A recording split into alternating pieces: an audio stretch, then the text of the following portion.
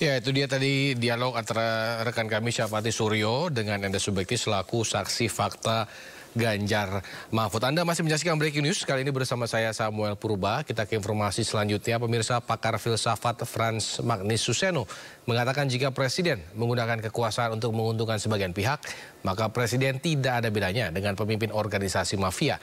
Frans Magnus juga menyebut pendaftaran Gibran Raka Buming Raka sebagai cawapres dinilai pelanggaran etika berat. Pasalnya, pendaftaran dilakukan meskipun MK menetapkan keputusan MK sebagai pelanggaran etika berat. 4.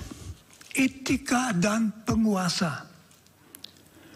Apalagi itu berlaku bagi seorang penguasa, misalnya seorang presiden. Tak cukup asal ia tidak melanggar hukum. Dari seorang presiden dituntut lebih. Presiden begitu berkuasa, ia bisa memberi perintah menentukan keselamatan dan kegagalan hidup dan mati seseorang.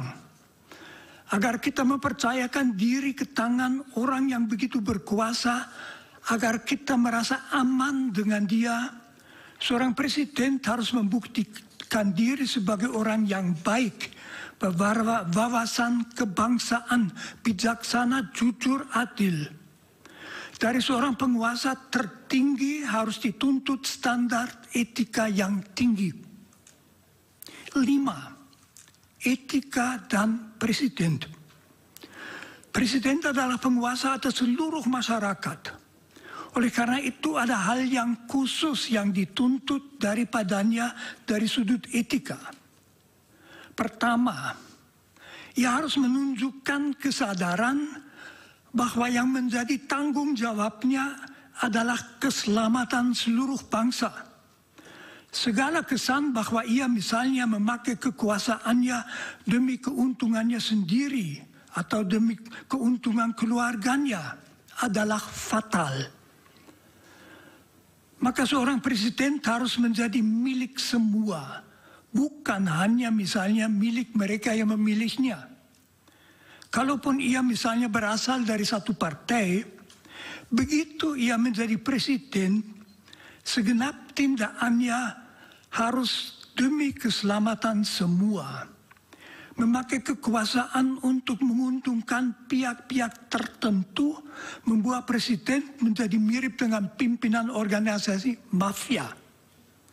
Di sini dapat diingatkan bahwa wawasan etis Presiden Indonesia dirumuskan dengan bagus dalam pembukaan Undang-Undang Dasar 1945. 6. Etika dan pemilu. Yang sekurang-kurangnya dituntut dari suatu pemilu secara etis, tentu juga secara hukum, adalah agar seluruh prosesnya, persiapannya, pelaksanaannya, serta pemastian hasilnya menjamin bahwa setiap warga dapat memilih apa yang mau dipilihnya, serta bahwa hasil pemilu memang persis apa yang dipilih oleh para pemilihnya sendiri. 7. Kegawatan pelanggaran etika. Filosof Immanuel Kant memperlihatkan bahwa masyarakat akan menaati pemerintah dengan senang apabila pemerintah bertindak atas dasar hukum yang berlaku dan hukum yang berlaku adalah adil dan bijaksana.